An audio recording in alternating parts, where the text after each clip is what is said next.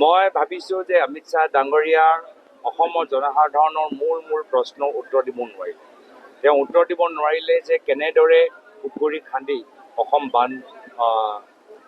বানপানী মুক্ত হ'ব পাৰে। তেওঁ ক'ব নোৱাৰিলে যে তেওঁলোকৰ চৰকাৰ অসম চুক্তি ৬ নং দফা ৰূপায়ণ কৰাৰ ক্ষেত্ৰত কিয় ব্যৰ্থ।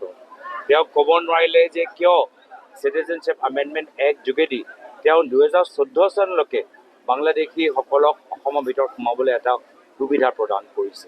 তেওঁ ক'ব নোৱাৰিলে যে কিয় আজি উচ্ছেদৰ নামত ভাষিক সংখ্যালঘু আমাৰ মিচিং, বড়ো, ৰাভা সকলোকে খিলঞ্জীয়া মানুহক উচ্ছেদ কৰা গৈছে। তো মই ভাবোঁ বহুতখিনি প্ৰশ্ন অধুৰা হৈ থাকিল আৰু সেইকাৰণে তেওঁলোকৰ আশা মৰ্মে যি প্ৰভাৱ পেলাব লাগিছিল পেলাবলৈ তেওঁলোকে নোৱাৰিলে। আগন্তুক দিনত আপোনালোকৰ স্বাস্থ্য, শিক্ষা আৰু মূল্য বৃদ্ধিৰ ক্ষেত্ৰত কেনেধৰণৰ পদক্ষেপ ল'ব? চাওক, আমি বৰ্তমান চৰকাৰ তেওঁলোকে চৰকাৰী অনুষ্ঠানবোৰ বন্ধ কৰি দিছে, চৰকাৰী স্কুলবোৰ বন্ধ কৰি দিছে, চৰকাৰী কলেজৰ ভিতৰত একো ধৰণৰ গুৰুত্ব দিয়া নাই। চৰকাৰী মেডিকেল কলেজৰ ভিতৰত ডক্টৰ, নাৰ্ছ নাই। গুৱাহাটী মেডিকেল কলেজত কেনেদৰে এগৰাকী শিশুৰ মৃত্যু হ'ল সকলোৱে খবৰ পাইছে। আমি চৰকাৰী অনুষ্ঠানৰ ওপৰত আমি জোৰ দিম। বৰ্তমান চৰকাৰৰ মুখ্যমন্ত্ৰী আমাৰ শিক্ষকসকলক গালি পাৰে, আমি চৰকাৰী শিক্ষকসকলক মৰম কৰিম। বৰ্তমান মুখ্যমন্ত্ৰী আমাৰ পলিটেকনিকৰ প্ৰশিক্ষকসকলৰ লগত অৱহেলনা কৰে। আমি শিক্ষিত আমাৰ যুৱ সমাজ যিসকল আজি প্ৰশিক্ষক হিচাপে ওলাই আহিছে, আমি তেওঁলোকক মৰম আমি দিম আৰু সকলোৱে মিলিজুলি আমি কামখিনি আৰু আগন্তুক দিনত আৰু ভাল কৰিম। এইখন চৰকাৰ নিজি কোম্পানীৰ ওপৰত জোৰ দিয়ে, প্ৰাইভেট স্কুল, প্ৰাইভেট হস্পিটেলৰ লগত বেছি মৰম কৰে, ডাঙৰ ঠিকাদাৰক বেছি মৰম কৰে। আমি ডাঙৰ মানুহৰ নহয়, আমি সৰু মানুহৰ হৈ আমি কামখিনি কৰিম আৰু চৰকাৰ গঠন কৰিম।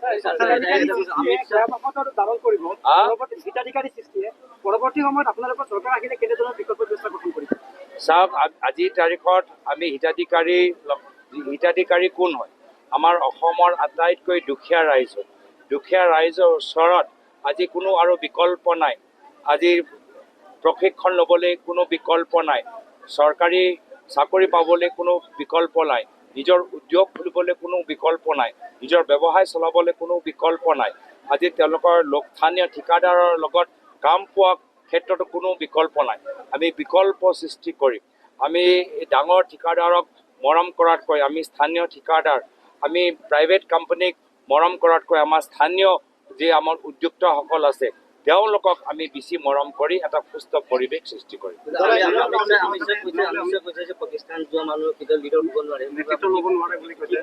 মোৰ মতে তেওঁলোকে ক'ব লাগে যে আজি পাকিস্তানৰ লগত ক্ৰিকেট খেল কিয় হৈছে। আজি অমিত শ্বাহ ডাঙৰীয়াৰ পুত্ৰ জয় শ্বাহ তেওঁ ICC চেয়াৰপাৰ্চন হৈ যোৱাৰ পিছতো পাকিস্তানৰ ক্ৰিকেট প্ৰতিযোগিতাৰ পৰা বহিষ্কাৰ কৰিবলৈ কিয় সক্ষম হোৱা নাই? ভাৰত এতিয়া পাকিস্তানৰ লগত অহা 14 ছেপ্টেম্বৰ কিয় ক্ৰিকেট খেলিব? BCCI য'ত আমাৰ অসমৰ এগৰাকী বাসিন্দা দেৱজিৎ লয়ন শইকীয়া ডাঙৰীয়া সম্পাদক, মুখ্যমন্ত্ৰী কিয় BCCIৰ ওপৰত হেঁচা দি ইণ্ডিয়া পাকিস্তান ক্ৰিকেট বাতিল কৰিব পৰা নাই? এইবোৰ চব কথাবোৰ তেওঁলোকে পাতি আছে। বাংলাদেশত কিমানবাৰ মুখ্যমন্ত্ৰী কৈছে এইখিনি কথা তেওঁলোকে ক'ব পাৰে। তো যেতিয়া বৰ্তমান ৰাইজৰ বাস্তৱিক সমস্যা সমাধান কৰাৰ কোনো বিকল্প তেওঁলোকৰ ওচৰত নাই, তেতিয়া এই ধৰণৰ কথাবোৰ তেওঁলোকে ক'বই। মই ভাবোঁ তেওঁলোকৰ যি যোৱা কালি যি প্ৰভাৱ তেওঁলোকে পেলাব বিচাৰিছিল, প্ৰভাৱ পেলাব পৰা নাই, একদম ফ্লপ শ্ব' হৈছে।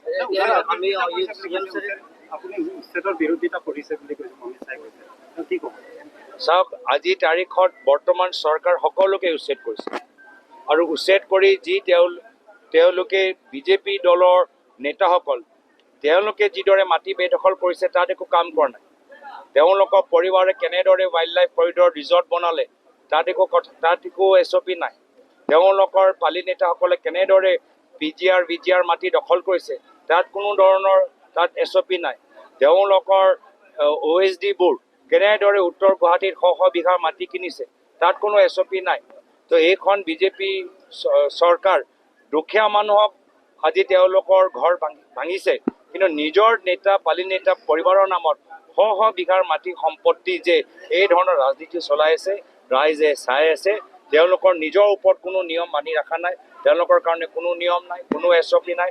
য'তে ত'তে বাগান খুলিব পাৰে, য'তে ত'তে ৰিজৰ্ট বনাব পাৰে, য'তে ত'তে বিজিআৰ মাটি দখল কৰিব পাৰে, চৰকাৰী মাটিত নিজৰ কাৰ্যালয় বনাব পাৰে, প্ৰাইভেট স্কুল বনাব পাৰে।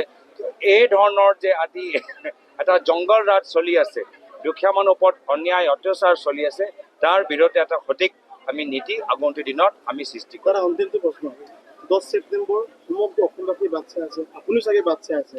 10 তারিখে সেপ্টেম্বর যেহেতু আদিল কৰিম গৈছিলে, আপুনি কি ক'ব এই মুহূৰ্তত? ফ্লপ, মহাফ্লপ।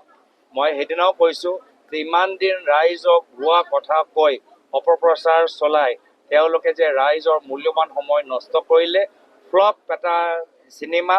আজি সেই তাৰ বাবে আজি তেওঁলোকে ৰাইজৰ পৰা ক্ষমা বিচাৰিব লাগিব আৰু সেইদিনা চব কথা ওলাই যাব।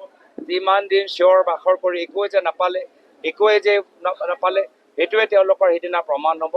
তাৰ সেইদিনা ৰাইজৰ সন্মুখত তেওঁক ক্ষমা বিচাৰিব লাগিব। যিহেতু কিবা ৰাজনীতি ত্যাগ কৰি তেওঁতো মই কৈছোঁ যে তেওঁলোকে প্ৰমাণ আছে, তথ্য কিবা পাইছে, ৰাজহুৱা কৰক। ইয়াৰ আগতে কৰিব লাগিছে, ইয়াৰ আগতে এতিয়াও। আপুনি কি পদক্ষেপ গ্ৰহণ আৰে তেওঁলোকৰ মই কৈছোঁ তেওঁলোকৰ একোৱে তেওঁলোকৰ নাই। ইতিমধ্যে মুখ্যমন্ত্ৰীয়ে কৈছে যে আমি কেন্দ্ৰীয় চৰকাৰৰ ওপৰত নিৰ্ভৰ। তো ফ্লপ যেতিয়া তেওঁলোকে মিছা কথা লুকাবলৈ বাৰম্বাৰ যে মিছা কথা কৈ থাকিব, সেয়া অৱস্থা আজি মুখ্যমন্ত্ৰী হৈছে। মিছা কথা লুকাবলৈ 1000 মিছা কথা ক'বলগীয়া হৈছে আৰু তাৰপিছত তেওঁ নিজে স্বীকাৰ কৰিছে যে মই হিমন্ত বিশ্ব শৰ্মা ডাঙৰীয়া 1000 মিছা কথা ক'ব পাৰোঁ। তো এনেধৰণৰ মানুহৰ ওপৰত কি বিশ্বাস কৰিব?